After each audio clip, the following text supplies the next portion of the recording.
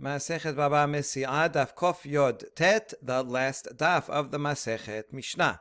Sheteginot zo al gav zo v'herak bentayim. Rabbi Meir omer shel alyon, Rabbi Yehuda omer shel tachton. If we have two gardens, one on top of the other, as in this picture where you have like terrace farming, and one person owns this area on top, and a different person owns this area on the bottom. And there are things that are growing off of the horizontal cliff. So anything that grows there, to whom does it belong? The top person can say, well, look, this is my land, right? His land goes from up here all the way down, so it's growing on his land, even though it's growing out horizontally.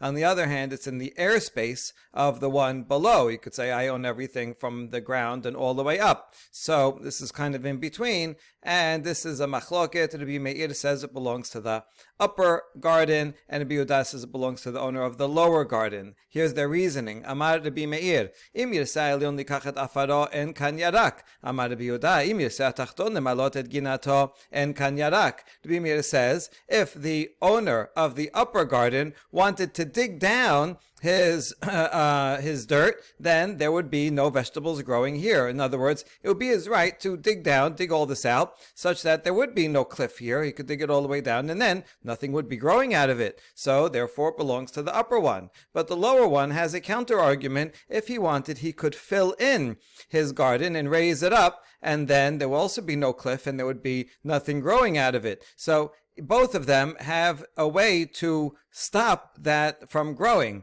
Therefore, that's kind of an equal claim and cancel each other out. So Rabbi Meir comes up with a better claim. Amar Rabbi Meir, Rabbi Meir says, since both of them can stop each other, so that's not really a criteria to decide who owns it. Rather, let's look at where is it getting its sustenance from. And since it's growing from the dirt of over here under the garden of the upper guy, so it's getting its sustenance from the upper garden's land, and that's why Rabbi Meir says it belongs to the upper one. Okay, so that's his final reason, and now we have a third opinion, a compromise. Amar Rabbi Shimon, kol shehalyon yachol lifshot et yado v'litol arehu shelo v'hashar shel tachton. Rabbi Shimon says, as far as the upper guy can extend his hand and take, that's what belongs to him. In other words, if he bends down and stretches his hand, he could reach, a couple of feet, 2-3 feet, and he can take all the vegetation up here, right? That's near his property up there, but the rest of it belongs to the person down below.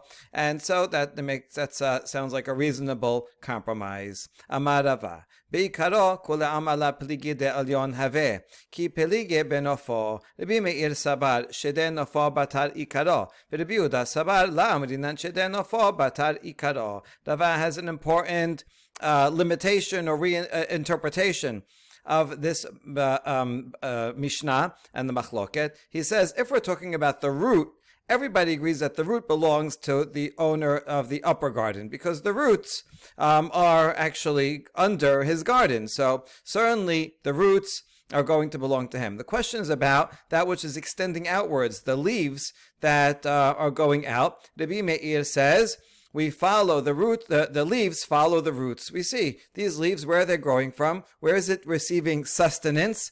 So that would belong to him. And that would make sense here with his language. The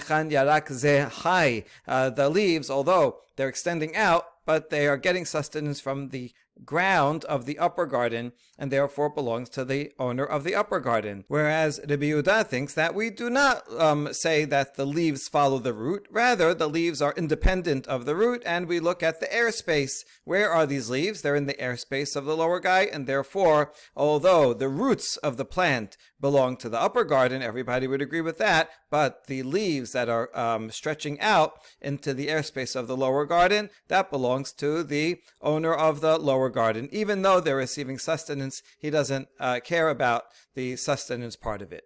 V'azdu l'ta'amayhu d'tanya hayosim yenageza min asherashin hare elu shel baal hakarka divrei Rabbi Meir. Rabbi Yehuda omer min hageza shel baal ha'ilan min asherashin shel baal hakarka. Rabbi Meir and Rabbi Yehuda in the Mishnah are consistent with their opinions in the following Braita. It's talking about a case where one person owns the land and a different person owns the trees. And now you have things that are growing either out of the trunk of the tree, like this, it's a new growth out of the trunk, or new growths that are coming out of the roots of the tree. And the question is, who owns them? The owner of the tree, since after all they're attached to the tree, or the owner of the ground, because after all they're getting sustenance from the ground. So we learned in this Baraita that which is coming out of the trunk or the roots, they belong to the owner of the ground according to the Rabbi Meir. That's because Rabbi Meir says we look at the source of its sustenance, of its nourishment. And even though it's attached to the tree, you might think, well, it's owned by the tree, but ultimately it's getting its sustenance from the ground. And it's not actually part of the tree, it's a new growth.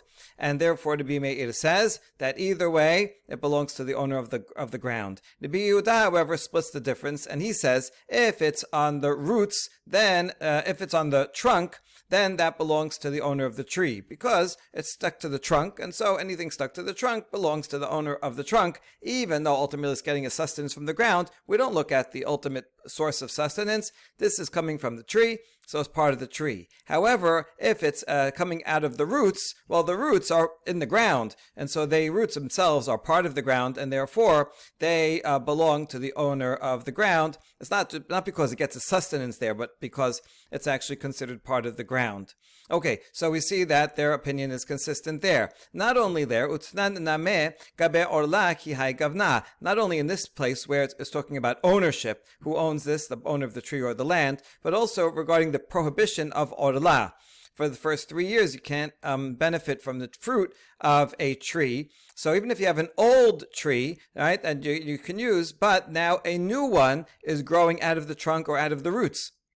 What about that new tree? Is it considered a new tree and is prohibited for 3 years, or is considered part of the old tree and is permitted right away? Well, we see the same machloket. Ki hai gavna ilana yosem min hageza min hasharashin chaya beorla dibre Rabbi Meir. Rabbi Yehuda omer min hageza patur min hashorashim chayav. If you have a tree that's coming out of the trunk or the roots of an old tree, then that new tree is liable in orla. Again, it's the same principle. We look not at what it's attached to, but where it's getting sustenance from. And even if it's just attached to the trunk, and certainly to the trees, it's getting sustenance from the ground. And therefore we consider it to be a new tree, and you have to wait 3 years before benefiting from it. Rabbi Yehuda, however, splits the difference as he did above. And he says if it's attached to the trunk, then that's considered part of the tree. It's just another extension of the tree. It's an old tree, and just like that's permitted, that new growth is also permitted. We don't look at where it's getting a sustenance from, just what is it stuck to, and that's permitted. However, if it's growing from the roots are considered part of the ground, and therefore that's a new tree, and then it would be liable to orla. So we see that these two opinions are consistent in the Mishnah and in both of these baraitot. Now, why do you need both of these baraitot to teach the same thing? If you only had the first one regarding who owns it, the owner of the tree or owner of the land, I would think that there Rabbi Yehuda says that we follow the owner of the tree if it's coming out of the trunk. That is regarding monetary matters. So there you could say, well, we look at what it's actually attached to. So it's attached to the tree, the owner of the tree gets it. But perhaps regarding orla, which is a prohibition, we might think that Rabbi Yehuda agrees with Rabbi Meir that, for a prohibition, you have to look at the source of its sustenance, which is from the ground. And maybe he would say that bimachmir, like Rabbi Meir, regarding a prohibition, and that's why we need the second case of orla to say that Rabbi Yehuda thinks that even for orla, if it's stuck to the trunk, it's considered part of the tree and permitted. And if we only had the second case of orla, then I would think that there Rabbi Meir says we look at the sustenance, because there it's a prohibition. But in the case of monetary matters, maybe he would say we don't look at the sustenance. Where is it? It's attached to the tree. Maybe it would say it's part of the tree and the owner of the tree gets it. And that's why we need the first baraita to teach us that Rabbi Meir disagrees in both of those cases against Rabbi Yehuda.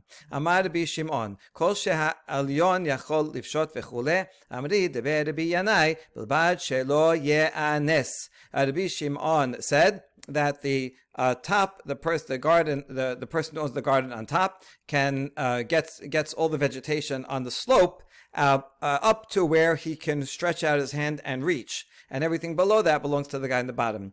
A baraita from the school of Rabbi Yanai teaches that's as long as he doesn't force himself. In other words, what he can reach with ease. He just bends down and whatever he can reach, not like leaning over and stretching so far that he's like forcing himself. Just a regular stretch, not a very big stretch. Next, Ba'e Rav Anan v'itema Rabbi Yirmiyah. Magia lenofo ve'en magia le'ikaro. Magia le'ikaro ve'en magia lenofo mai teko. So we understand, according to Rabbi Shimon's opinion, he has to be able to reach it. So if he can reach the whole thing, then obviously the guy on top can take it. But what if he can reach only the branches? The branches, let's say, are growing up, and he can reach the branches, but he can't reach the root. Right? Can he take the whole thing and pull the whole thing out? Or the other way around? What if it's like growing down and he can reach the root, but he can't reach all the branches? The branches are all sticking out away from him. And so he can reach the root and take the whole thing. Can he take the whole thing even though he can only reach part of it? Teko, we leave that question hanging. Amar Ephraim Safra, Talmido Shel Resh Lakish Mishum Resh Lakish. Ephraim, the scribe, the student of Resh Lakish, taught in the name of his teacher Resh Lakish. Halacha Rabbi Shimon. Halacha follows Rabbi Shimon, who is the compromise position. Whatever the owner of the upper garden can reach, he can take and keep, and anything below that, the owner of the lower garden keeps. Amru kameh de shavor malka amar lehu apirion nimteye leRabbi Shimon. This halacha was repeated to the Persian king, King Shapur. And this is in Bavel. Resh Lakish is in Bavel. And they said, I guess this happened a lot, and this is a civil matter that everybody would have to deal with. And so they told us, listen, this is how our great Tana Rabbi Shimon made this compromise. And King Shapur said, we should offer praise to Rabbi Shimon. This is a great compromise. That's a wonderful halacha. And that's a fantastic note to end this Masechet on, how these laws are so detailed and carefully thought out. And that's really what morality and justice means. It's not just a theoretical concept to say nice quotes about, but really you have to get down into the dirt literally and say what belongs to this person, what exactly belongs to that person, what are everybody's rights and their responsibilities. And I think that's why King Shapur praised Rabbi Shimon for his care in understanding this compromise and exactly which part of the trees belong to the upper and which to the lower. Hadran alach habayit v'ha'aliyah usilika lam masechet baba Mesia. Hazakim uberuchim.